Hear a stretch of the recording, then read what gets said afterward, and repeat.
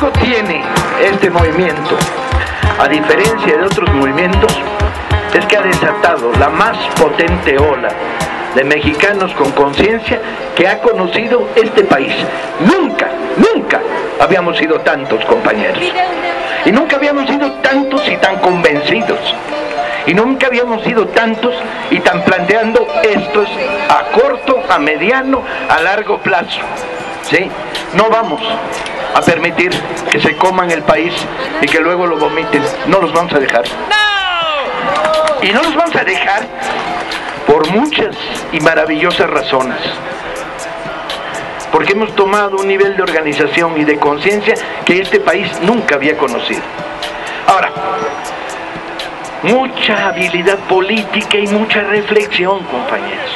Ahora sí es la hora de echarle no solo capacidad de organización, capacidad de movilización, no, hay que echarle cráneo y coco al asunto. Primero, hay que pensar que un movimiento no se organiza a meses.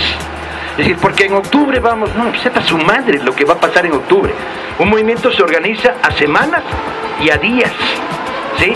Y tenemos que estar en una lógica activo-reactiva, presionando y reaccionando para impedir el avance del enemigo. Y tenemos que estar en una lógica extraordinariamente antisectaria. Este es un momento de unidad. Desde la extrema izquierda, que su sueño orgásmico es tirarle una pinche piedra a un banco, ¿sí? Aunque luego sea una piedra chafa y rebote en la vidriera, desde ese compita hasta el socialdemócrata más pinche blandengue, con tal de que diga no a la imposición. Y esa es la raya que nos separa.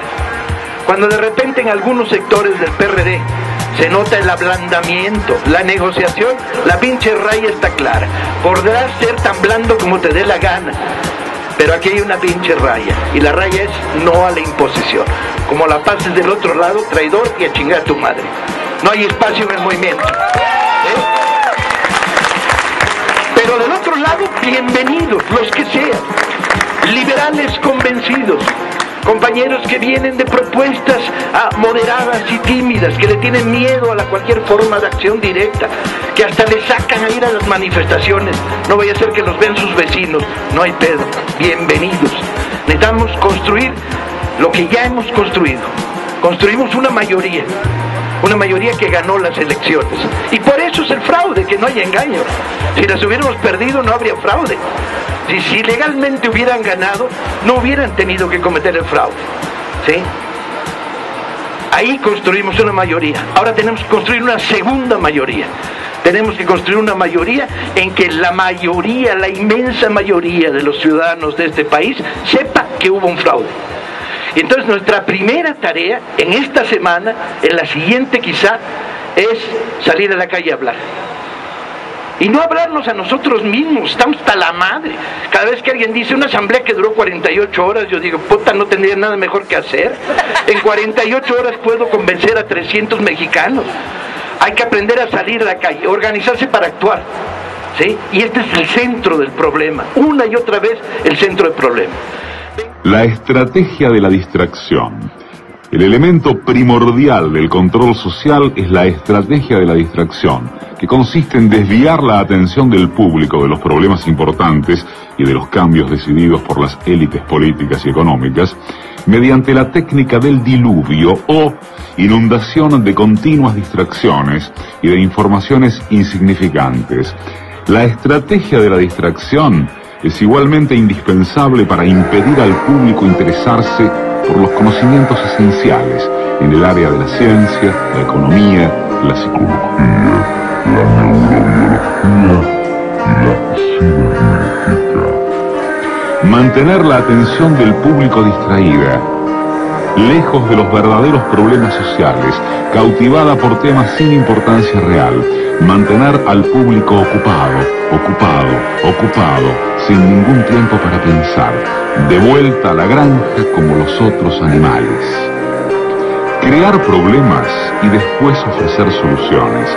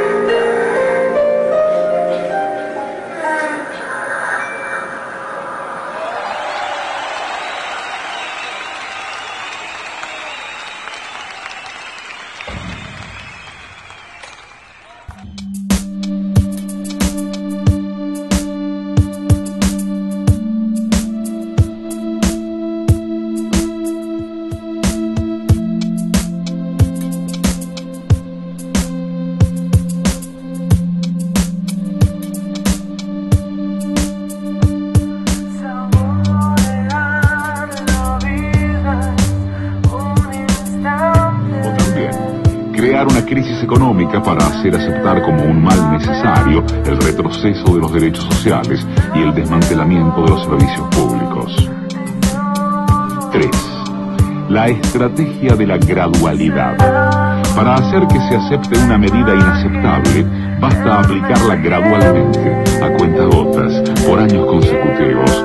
Es de esa manera que condiciones socioeconómicas radicalmente nuevas, neoliberalismo, fueron impuestas durante las décadas de 1980 y 1990. Estado mínimo, privatizaciones, precariedad, flexibilidad, desempleo en masa, salarios que ya no aseguran ingresos decentes, heridas cotidianas que sanan, el canto de los pájaros frente a los tubos de escape. La vida es el renacer de abril y las grandes superficies, hogares de fin de semana. Párate y observa el sonido de quien está a punto de perder la vida, de quien busca comprensión en internet. Adiós en la política o paz en la ley. Hay muchas formas de entender el tiempo presente y dos puertas para este pasillo: el pasado y el futuro. El futuro que es una incógnita hiriente. No queremos lo que no conocemos, tememos lo que ansiamos, nos escondemos del pretérito y andamos sin mirar hacia adelante. No vaya a ser que todo esto sea mentira y el sistema no sea otra cosa que un refugio de cobardes. Instantes, sudor y abrazos entre edificios y calles, aluminio, ángeles de cartón recortables, niños que saben, ciudades vigilantes. Dirigirse al público como criaturas de poca edad. La mayoría de la publicidad dirigida al gran público utiliza discurso, argumentos, personajes y entonación particularmente infantiles, muchas veces próximos a la debilidad, como si el espectador fuese una criatura de poca edad o un deficiente mental. Cuanto más se intente buscar engañar al espectador, más se tiende a adoptar un tono infantilizante. ¿Por qué? Si uno se dirige a una persona como si ella tuviese la edad de 12 años o menos, entonces, en razón de la sugestionabilidad, ella, la persona, tenderá con cierta probabilidad a una respuesta o reacción también desprovista de un sentido crítico, como la de una persona de 12 años o menos de edad. No ha logrado doblegar halógenos rosados en la carnicería, halógenos fríos para las oficinas, miradas furtivas en los espacios cerrados. La realidad cercana tiene sus propias normas no escritas. Papel de plata donde no llega la luz, cucharillas, no pincharse en los brazos y en el cuello si se quiere la calma y conservar el empleo. La realidad lejana tiene también su código grabado a sangre y fuego. No es sencillo para un espectador nuevo. Entre todo este hierro, entre todo este cemento, la vida mata con su capa blanca y su tiempo nos atrapa. Si se proclama un paso permanente,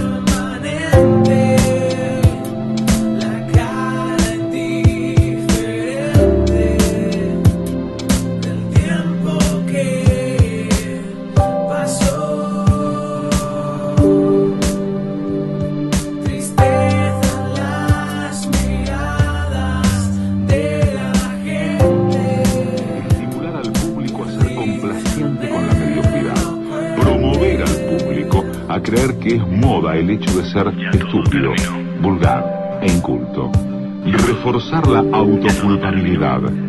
Hacer creer al individuo que es solamente él el culpable por su propia desgracia, por causa de la insuficiencia de su inteligencia, de sus capacidades o de sus esfuerzos. Así, en lugar de rebelarse contra el sistema económico, el individuo se autodesvalida y se culpa, lo cual genera un estado depresivo, uno de cuyos efectos es la inhibición de su acción. Y sin acción, no hay revolución. Conocer a los individuos mejor de lo que ellos mismos se conocen. En el transcurso de los últimos 50 años, los avances acelerados de la ciencia han generado una creciente brecha entre los conocimientos del público y aquellos conocimientos poseídos y utilizados por las élites dominantes.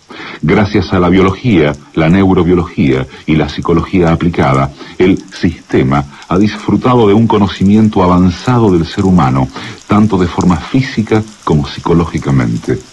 El sistema ha conseguido conocer mejor al individuo común de lo que él se conoce a sí mismo.